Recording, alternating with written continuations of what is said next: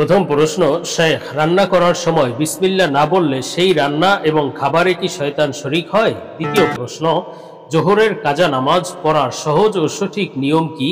তৃতীয় প্রশ্ন, যে স্বপ্নগুলো দেখলে শীঘ্রই সুসংবাদ আসবে এমন স্বপ্ন সম্পর্কে আপনার আলোচনা শুনতে চাই।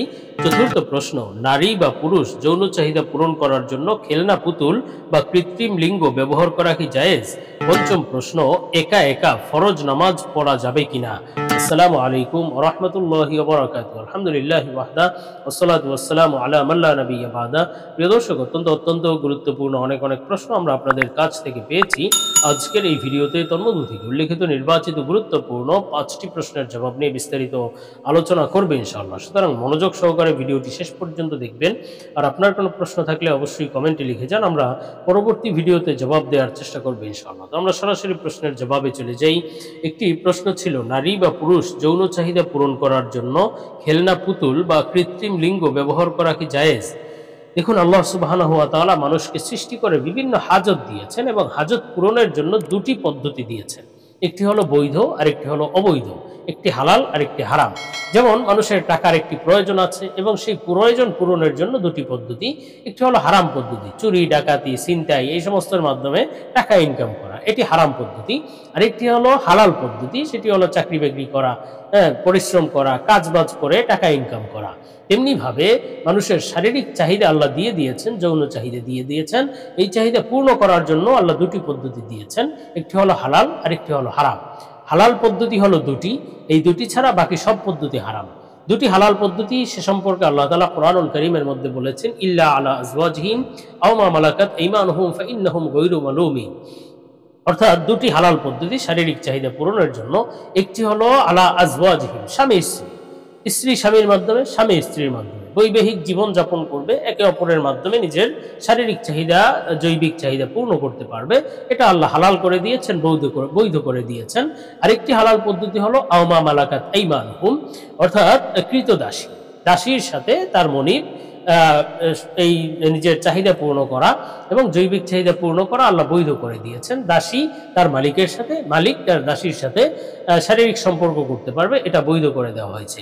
তো বর্তমানে যেহেতু দাস দাসীর প্রচলন নেই, দাসীর এখন প্রথা নেই, দাসী বর্তমান দুনিয়ায় মজুদ নাই বা বিদ্যমান নাই, সুতরাং বর্তমানে শুধুমাত্র একটা পদ্ধতি আছে, স্বামী স্ত্রীর মাধ্যমে, বিবাহের মাধ্যমে একে অপরের চাহিদা পূর্ণ করতে পারবে।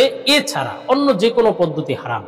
সেক্ষেত্রে হস্তমৈথুন হতে পারে, কৃত্রিম লিঙ্গ ব্যবহার হতে পারে, অথবা খেলনা পুতুল ইত্যাদি ব্যবহার হতে পারে, রোবট বর্তমানে আছে, এগুলো সম্পূর্ণরূপে হারাম এবং কবিরা গুনাহ। আল্লাহ তাআলা এই সমস্ত ফিতনা থেকে আমাদেরকে হেফাজত করেন, এগুলো থেকে দূরে থাকতে হবে। আমরা পরবর্তী প্রশ্নের জবাবে চলে যাই। প্রশ্ন ছিল, একা একা ফরজ নামাজ পড়া যাবে কিনা, জামাতের মতো করে পড়া যাবে? দেখুন, একা একা ফরজ নামাজ পড়ার ক্ষেত্রে নারী এবং পুরুষের ক্ষেত্রে ভিন্নতা আছে। মহিলারা একা একা ফরজ নামাজ পড়াই উত্তম। ঘরে বসে তারা একাকী ফরজ নামাজ আদায় করবে। মসজিদে গিয়ে জামাতে নামাজ আদায় করার চেয়ে তাদের ঘরে নামাজ পড়াই উত্তম।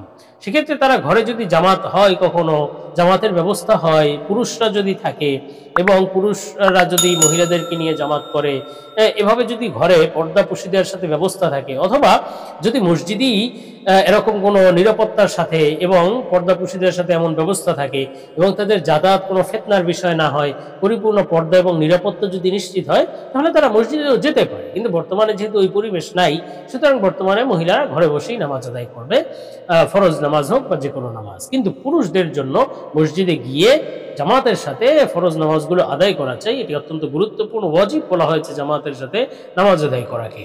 সুতরাং পুরুষরা কোনো কারণ ছাড়া একাকী ঘরে বসে বা একাকী নামাজ আদায় করবে না, ফরজ নামাজ জামাতের সাথে বা মসজিদে গিয়ে আদায় করবে। এখন কথা হলো, যদি কোনো কারণবশত পুরুষরা যদি একাকী নামাজ পড়তে হয়, জামাত পায়নি, অথবা যে কোনো কারণে একাকী নামাজ পড়তে হচ্ছে, তাহলে তাদের নামাজ হবে কিনা? হ্যাঁ, এই অবস্থায় তাদের নামাজ হয়ে যাবে। অথবা যে কোনোভাবেই যদি তারা একাকী নামাজ পড়ে, ফরজ নামাজ, তাহলে তাদের নামাজ তো হয়ে যাবে। তবে জামাতে পড়ার সুযোগ থাকলে অবশ্যই জামাতে পড়তে হবে, জামাত ছাড়াও তাদের নামাজ হয়ে যাবে। আর যদি এই অবস্থায় তারা যদি জামাতের মতো করে নামাজ আদায় করতে চায়, তাহলে করতে পারে। যেমন আজান দিয়ে একাকী নামাজ পড়ছে, কিন্তু আজান দিয়ে, একামত দিয়ে, তাহলে করতে পারে, সমস্যা নেই। তেমনিভাবে ফজর এবং মাগরিব, এশা এই নামাজগুলোতে জোরে জোরে কিরাত পড়া হয়, সে একাকীও যদি জোরে জোরে কিরাত পড়ে নামাজ আদায় করে, তাহলেও তার নামাজ হয়ে যাবে এবং এটাই উত্তম। তো আমরা পরবর্তী প্রশ্নের জবাবে চলে যাই। এই প্রশ্ন ছিল, জোহরের কাজা নামাজ পড়ার সহজ ও সঠিক নিয়ম কি? দেখুন, এক্ষেত্রে একই কথা যে নামাজ কাজা নয়, বরং ওক্তমতো নামাজ আদায় করা, এটি সর্বোচ্চ চেষ্টা করতে হবে। নামাজ কাজা, বিনা ওজরে নামাজ কাজা করলে এটা একটা কবিরা গুনাহ এবং ৭,০০০ বছর জাহান্নামের কথা বলা হয়েছে, এবং জাহান্নামে যাওয়ার জন্য এই একটি কবিরা গুনাহই যথেষ্ট। সুতরাং বিনা ওজরে নামাজ কাজা করবে না। হ্যাঁ, কখনো যদি কাজা হয়ে যায় জোহরের নামাজ, তাহলে কিভাবে পড়বে? দেখুন, প্রথম কথা হলো, জোহরের নামাজ যদি কাজা হয়ে যায়, তাহলেও প্রথমত ওয়াক্তের দিকে খেয়াল করতে হবে। ৩টা সময়ে যে কোনো নামাজ পড়া হারাম, আর কিছু সময় আছে নামাজ পড়া মাকরুহ। এই সময়গুলো ছাড়া অন্য সময়ে জোহরের নামাজ কাজা পড়বে। ৩ সময় নামাজ পড়া হারাম: সূর্য উদয়ের সময়, সূর্য অস্ত যাওয়ার সময়, এবং সূর্য যখন মধ্যাকাশে থাকে তখন নামাজ পড়া হারাম।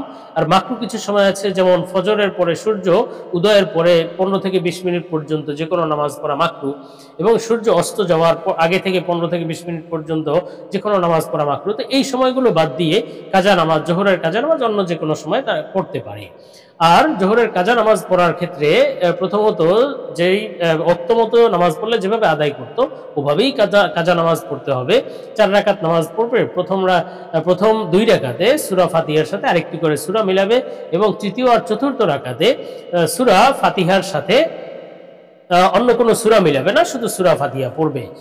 আর এই নামাজ অর্থাৎ জোহরের কাজা নামাজ যদি একাধিক ব্যক্তির যদি কাজা হয়ে যায়, তাহলে একাধিক ব্যক্তি জামাতে নামাজ পড়তে পারে। কাজা নামাজ যদি একাধিক ব্যক্তি ওই একই নামাজ কাজা হয়, তাহলে একই নামাজ তারা জামাতে আদায় করতে পারে, সেটাও জায়েজ আছে। আবার একাকী পড়লে সেটাও পড়তে পারে। আমরা পরবর্তী প্রশ্নের জবাবে চলে যাই। প্রশ্ন ছিল, যে স্বপ্নগুলো দেখলে শীঘ্রই সুসংবাদ আসবে, এমন স্বপ্নগুলো সম্পর্কে আপনার আলোচনা শুনতে চাই। দেখুন, সুসংবাদের কিছু স্বপ্ন সম্পর্কে আমরা আলোচনা করছি। ইবনে সিরিন রহমাতুল্লাহ আলাইহি বলেছেন, স্বপ্নে যদি কোনো ব্যক্তি দোয়া কুনুত পাঠ করতে দেখে বা ভিতরের নামাজ পড়তে দেখে, আল্লাহুম্মা ইন্না নাস্তাঈনুকা, এই দোয়াটি পড়তে দেখে, তাহলে এই স্বপ্নটি বড়ই সুসংবাদের বার্তা যে আল্লাহ তাআলা শীঘ্রই তার মনের আশা পূরণ করে দিবেন ইনশাআল্লাহ, এবং প্রশংসনীয় জীবন লাভ করবে, ভালো ভালো কাজ করবে, যার কারণে তার মানুষ প্রশংসায় পঞ্চমুখ হবে ইনশাআল্লাহ। আর স্বপ্নে যদি কোনো নেককার ব্যক্তি, নামাজি ব্যক্তি দোয়া কুনুত পড়তে দেখে, ভিতরের নামাজ পড়তে দেখে, বিশেষভাবে তার জন্য ব্যাখ্যা হবে, তার সকল হাজত আল্লাহ পূর্ণ করে দিবেন, মনের আশা পূর্ণ করে দিবেন ইনশাআল্লাহ। আর স্বপ্নে যদি কোনো পাপিষ্ঠ ব্যক্তি, যে আসলে নামাজি নয়, বিভিন্ন গুনাহে লিপ্ত, এই ব্যক্তিও যদি দোয়া কুনুত পড়তে দেখে, বুঝতে হবে শীঘ্রই আল্লাহ তাআলা তাকে নিজে কবুল করে নেবেন, হেদায়েতের পথে আসতে পারবে, এবং সে দুনিয়াবি ইজ্জত সম্মানও লাভ করতে পারবে ইনশাআল্লাহ। হোক, আমরা পরবর্তী প্রশ্নের জবাবে চলে যাই। এই প্রশ্ন ছিল, শেখ, রান্না করার সময় বিসমিল্লাহ না বললে কি সেই রান্নায় শয়তান এবং সেই খাবারে কি শয়তান শরীক হয়? দেখুন, বিসমিল্লাহ পড়া যে কোনো গুরুত্বপূর্ণ কাজে, যে কোনো কাজের, বৈধ কাজের ক্ষেত্রে বিসমিল্লাহ পড়ার অত্যন্ত গুরুত্ব রয়েছে। রাসূল সাল্লাল্লাহু আলাইহি ওয়াসাল্লাম বেশ গুরুত্ব দিয়েছেন এই বিষয়টিতে।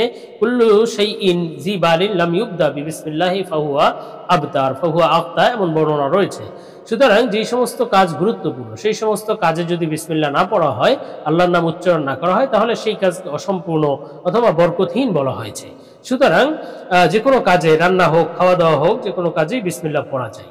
তবে তার মানে এই নয় যে রান্নার কাজে শুরুতে যদি বিসমিল্লাহ না পড়ে, তাহলে যে সেই রান্নায় শয়তান শরীক হয়, অথবা সেই খাবারে পরবর্তীতে শয়তান শরীক হয়, এমন কোনো বর্ণনা পাওয়া যায় না। তবে এই বর্ণনা ছাড়াই বা এমন কথা ছাড়াই আপনি রান্নার সময় বিসমিল্লাহ পড়বেন, অবশ্যই এটি বরকতের কারণ এবং এটি অত্যন্ত গুরুত্বপূর্ণ একটি আমল।